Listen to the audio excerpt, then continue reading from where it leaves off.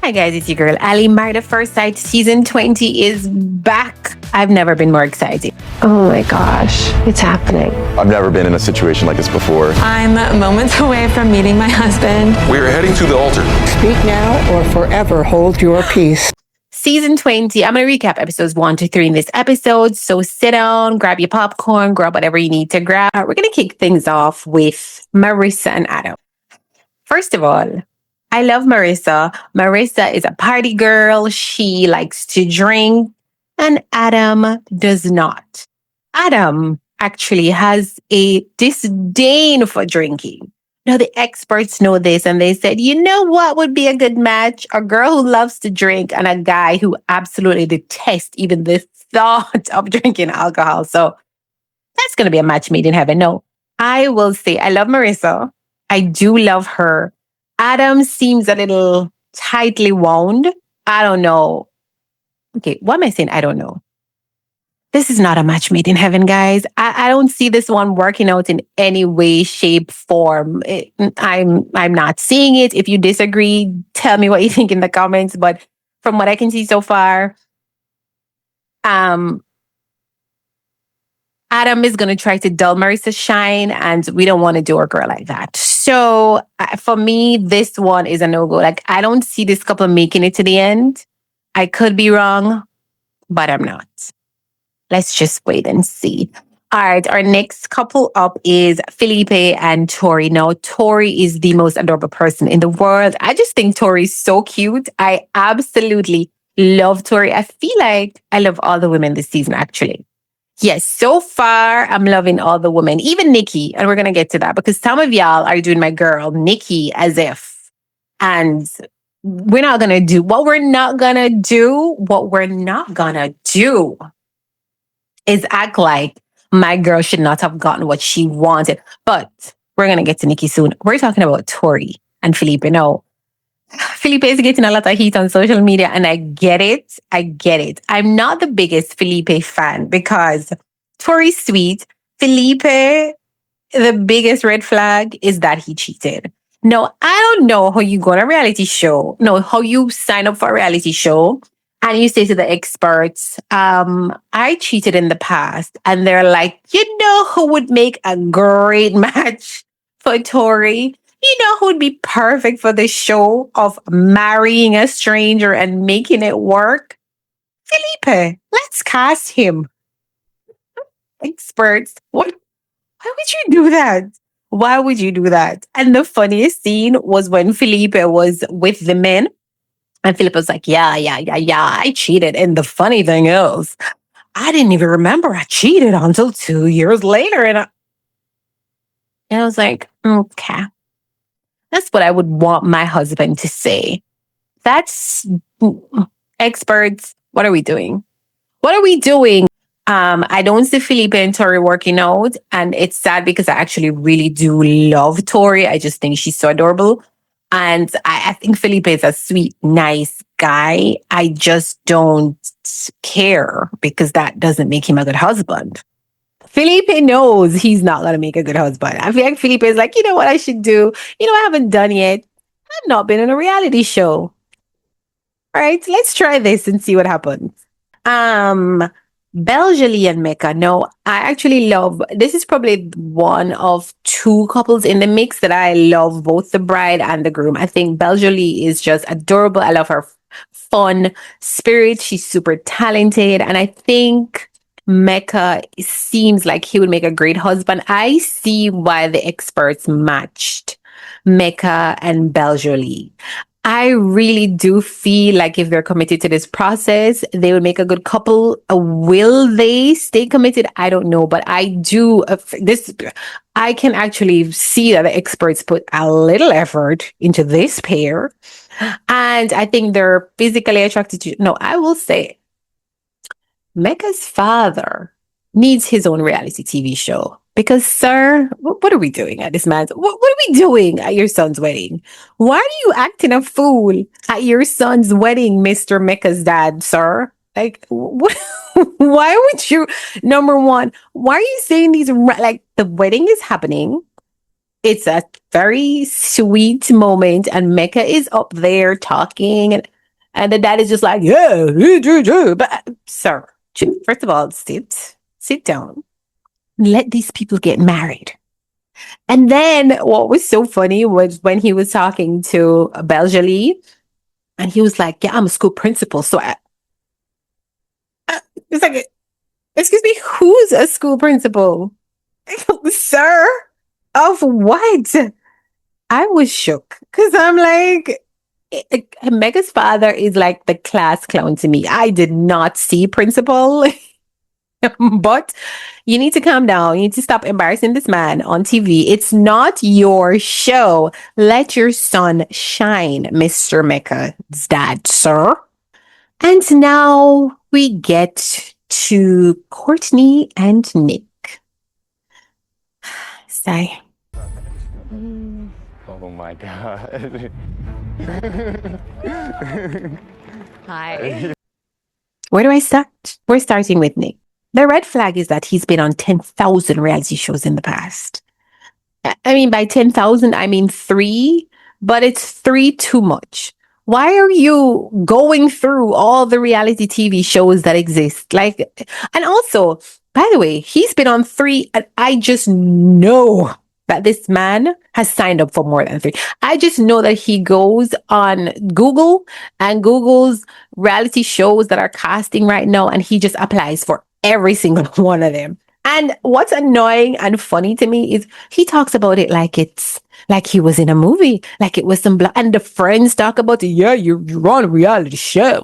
What do you and the delusional part to me, sorry, Nick. The delusional part to me was when he was talking to one of the experts, and he was like, yes, you know, sometimes when I go out on dates, I don't know if they're really dating me for me, or if it's because they want to date that guy from the reality show. This is not Real Housewives where people just recognize you off the street because you've been on 10 seasons of a show that millions, like you've been on The Circle. I've never seen it. Like, I know people watch it, but and he's been on, I think there's one called something, another boot camp. And I don't know, but it's not, Nick is not a recognizable reality TV figure. He wasn't on The Bachelor. It's not one of those shows where you're just like, I know that man. So him just talking about it all the time as if he's this reality TV show recognizable A-list celebrity, and please stop it. You and your friends get a grip. What if she recognizes you from your shows? I feel like she won't, though. She might. My preference would be that she doesn't. I'd say it's 100% chance someone from the bridal party will recognize you. It's not that deep. Okay? It's not, and even like I was reading the comments, and somebody was saying that him being on previous reality shows a red flag, and he was like, yeah, no. You know, the fact that I've been on reality TV shows before means I'm not here for the fame. You have 100,000 followers. Like, yes, you can still be there for the fame. It's not like you have millions of followers, and even if you did, like, you can have 10 million followers and still want more. You're not Kim Kardashian. You're not any of the hosts, but like 100,000 followers is not that deep. So yes, I do still think you're there for the fame. And now you get to say, you know what reality TV show I was on? Married at First Sight. Like, I'm just, he seems like a nice, charming guy, but I fear my girl is going to get hurt. And I'm pissed off just thinking about it, to be honest. Like, I'm pissed off for Courtney in advance. But we're going to end on a positive note and say, who knows though? Anything can happen. They could make it. I might be wrong. Okay. Michelle and Cameron, my favorite couple they're so cute. Michelle and Cameron are the cutest couple on the show, and the only couple I feel like, let me tell you, I feel like all the couples were cast because they would make good TV or whatever. And I feel like the experts said to themselves, you know what, we should throw one serious couple in the mix. Like, let's put a couple that we think are actually going to make it, that we actually pair together, that have real things in common and really want to get married and settle down and have kids. And Michelle and Cameron, we're going to give the experts a little hand clap. If there's one couple I think is going to make it this season, and I pray that we get at least one successful couple out of the mix, it would be this couple. Don't let me down now, Michelle and Cameron, because you are my only hope for this season. Don't let me down. I have nothing else to live for this entire season except my hope that one couple is going to make it. And you are the chosen couple. And then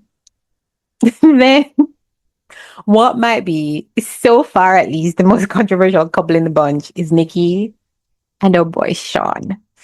And I feel like the experts just playing in our faces.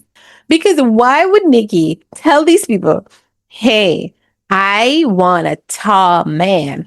I want a man that towers over me. I want a really tall, good looking man. Like, Nikki made it very obvious that she wants it, like she wants a good looking guy that she's physically attracted to. I will say, I don't know why you'd sign up for Married at First Sight if you're that into looks. I could never.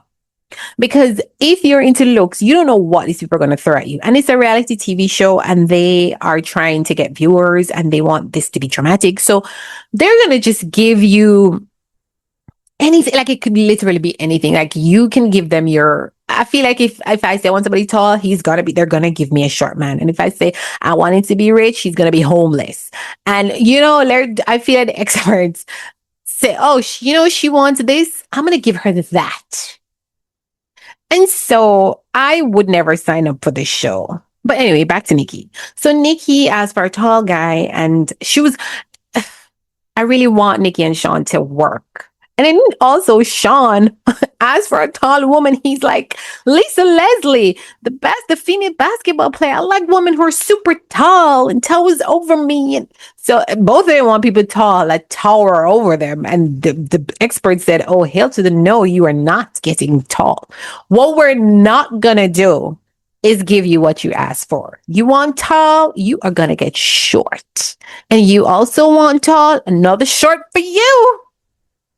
And that's how we came with Nikki and Sean. And I feel like Nikki was impressed when Sean sent her the gift and the words that he wrote. It was so sweet and they were tearing up. And I think she read it and visualized some tall man in her mind. And so she's walking down the aisle and she looks stunning. And she's walking and she sees him and she's like, oh dear God, get me out of here, please. I beg of you. But by the way, Sean is not an unattractive man. Sean is actually a good looking man. He's just not the man that she wanted. And I'm sorry, Nikki, I feel like they make a cute couple because here's the thing. Say, for example, you think he's unattractive. Like, I'm good with that. Like, be the cute one in the relationship. Like, the thing is, you're always going to get their attention because people are going to say, okay, he's so lucky. Look at her, like, look at this. How did he snag her? Like, I feel like that's a vibe. Like, yeah, how did he snag that hottie? So, Nikki, the glass is half full, honey. Like, it's mindset, it's perspective. It's like everybody's going to look at you now because they're going to be like, wow, she's so stunning. How did he get that baddie? Sort of thing. Nikki has not warmed up to that idea quite yet. But I feel like that's the way to look at it. When I looked at them together, they were cute to me. They were a cute couple. Sean is not a bad looking man. He's actually a good looking man. He's older. I feel like he should be wiser. So far though, Mr. Sean, I'm not seeing the wiser because you're saying some things out of left pocket. And I feel like it's just because he's nervous. I feel like he's nervous and he's overcompensating and he's just saying the most random things. Like when he made the comment about 69. Was that in the preview or was that in the episode? But he made a comment about, no, Nikki's not feeling this man at all. So I was shocked she even decided that they would sleep in the same bed on the same night because I'm like, oh, he's going to be the coach in another room. Nikki said, you know what? Yeah. And then he decides to push it. You see, you give them an inch and he took 10,000 miles. Because what do you mean? What are you talking about 69 in your favorite position? Sir, it's a family show, first of all. Okay? It's a family show. So chill. But also, don't be weird. Don't be weird. This also to you, Mecca's dad, don't be weird. Both of you, don't be weird. But back to Sean. Sean, this is not the time or the place in this marriage to be talking about 69. Nothing. Get a grip and read the room, Sean. No, I'm still rooting for you, sir, because y'all are cute or whatever. So I'm still rooting for Sean and Nikki. I really am. I'm rooting for Sean and Nikki. And I feel like Nikki is gonna give it her best shot. I really do. I think she's one of those persons who's like, all right, I'm here. I signed up for this. I'm gonna go through with it. I'm gonna give it my best. I'm gonna try. But I feel like in the back of her mind, this is not her person. Already, I don't know if she's gonna be as open to the process as she should be. Because you did sign up to marry a stranger on TV, Miss Ma'am. You know, we'll see what happens. We'll see what happens because the next few episodes are out now. And so we're going to recap those soon. So if you haven't watched yet, go watch. And then we're going to recap and we can talk about it. And whatever you have to say, just drop them in the comments. I might obviously disagree with you, but I feel like we're going to be on the same page with these couples, to be honest.